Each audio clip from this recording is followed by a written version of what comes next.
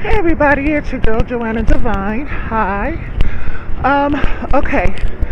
So I'm on my way into work and oh my god, I'm out of breath.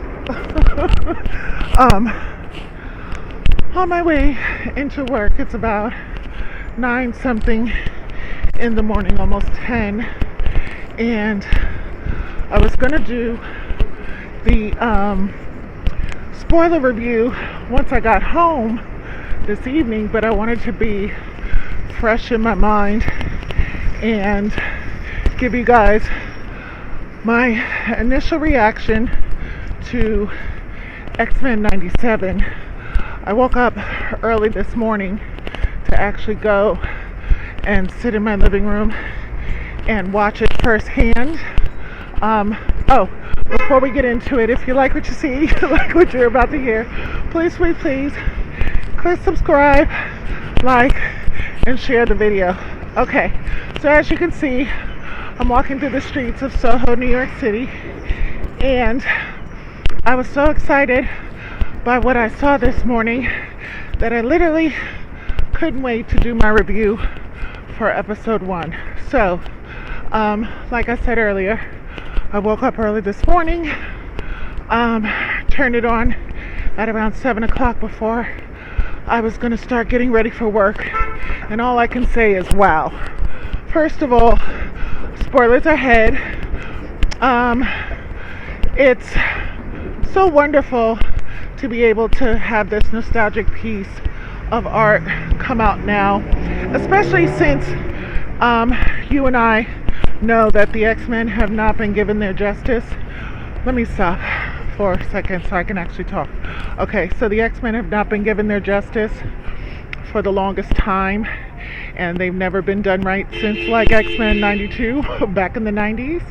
I actually grew up with this show and it meant so much to me, and I was so excited when the movie started to come out because it was like, oh my god, I'm going to be able to see the X-Men on screen like they were portrayed in the cartoon, and unfortunately we were let down.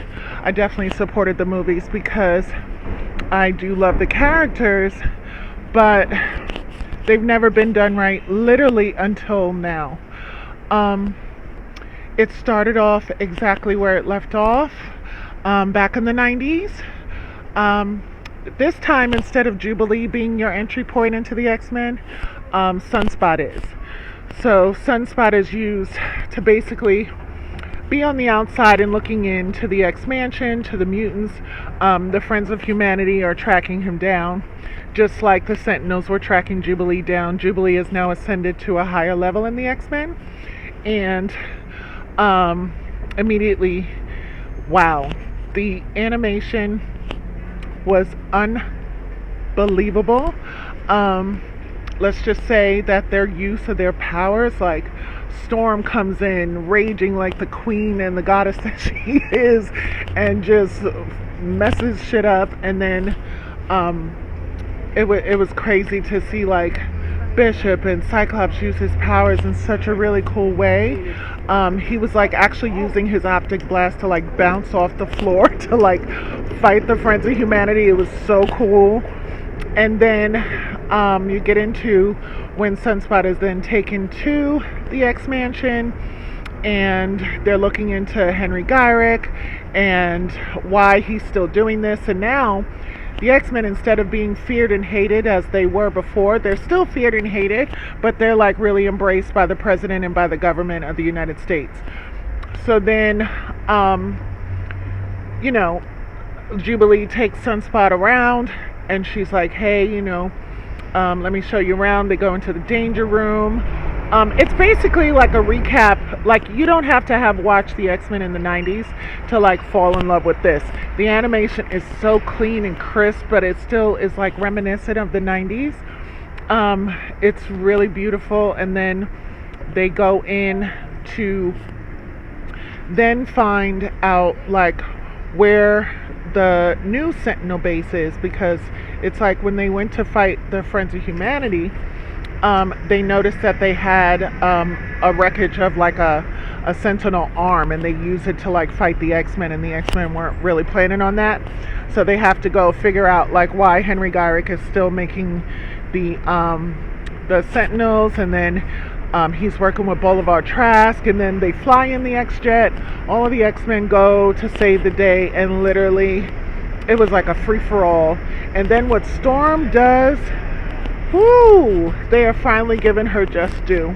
I am so happy that, oh, and then Jean Grey actually says our son, so she's pregnant with a boy, so that means it's either Cable or it could be one of, I know, like, she was never pregnant with Cable, though Madeline Pryor was, so I'm wondering if they're going to use the whole Madeline Pryor and Mr. Sinister story, or they're just going to, like, change it and make Jean Grey pregnant with Cable, or it's going to be a different child, who knows.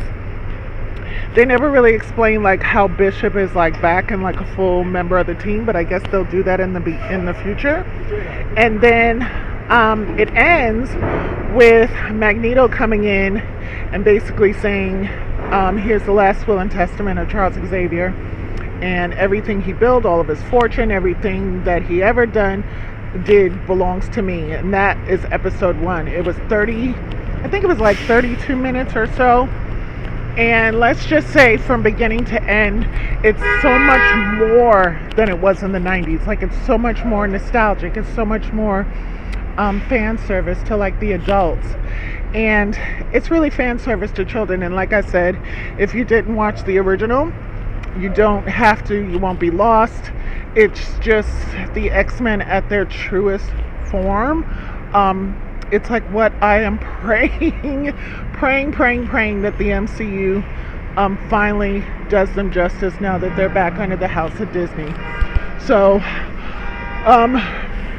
I'm almost at work, and I just wanted to say I am so excited about this series. It gets a full 5 stars from me, 10 stars if you're nasty.